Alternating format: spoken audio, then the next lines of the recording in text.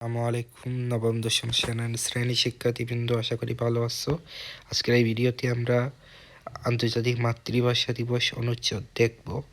তো এভাবে লেখা যায় আন্তর্জাতিক মাতৃভাষা দিবস সম্পর্কে অনুচ্ছেদ। তো আমি একটু বলি, 21শে ফেব্রুয়ারি আন্তর্জাতিক মাতৃভাষা দিবস হিসাবে পালন করা হয়। এটা আমাদের জাতীয় ইতিহাসে একটি স্মরণীয় দিন। এই মহৎ দিনটি আমাদেরকে সেই সব বীর সন্তানদের কথা স্মরণ করিয়ে দেয়, যারা 1952 সালের এই দিনে বাংলাকে রাষ্ট্রভাষা হিসেবে প্রতিষ্ঠা করতে জীবন উৎসর্গ করেছিলেন। তাদের মধ্যে ছিলেন রফিক, সালাম, জব্বার, বরকত এবং আরও অনেকে, যারা এই মহতী উদ্যোগে জীবন বিলিয়ে দিয়েছেন।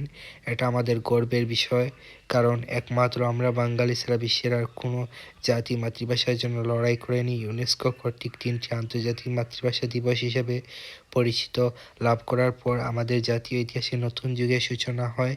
একবিংশ শতাব্দীর শুরু থেকে সমগ্র বিশ্ব 21শে ফেব্রুয়ারিকে আন্তর্জাতিক মাতৃভাষা দিবস হিসাবে পালন করা শুরু করে, যা 1952 সালে 21শে ফেব্রুয়ারিতে মাতৃভাষা বাংলার জন্য জীবন উৎসর্গকারী শহীদদের জন্য একটি বড় রকমের পুরস্কার।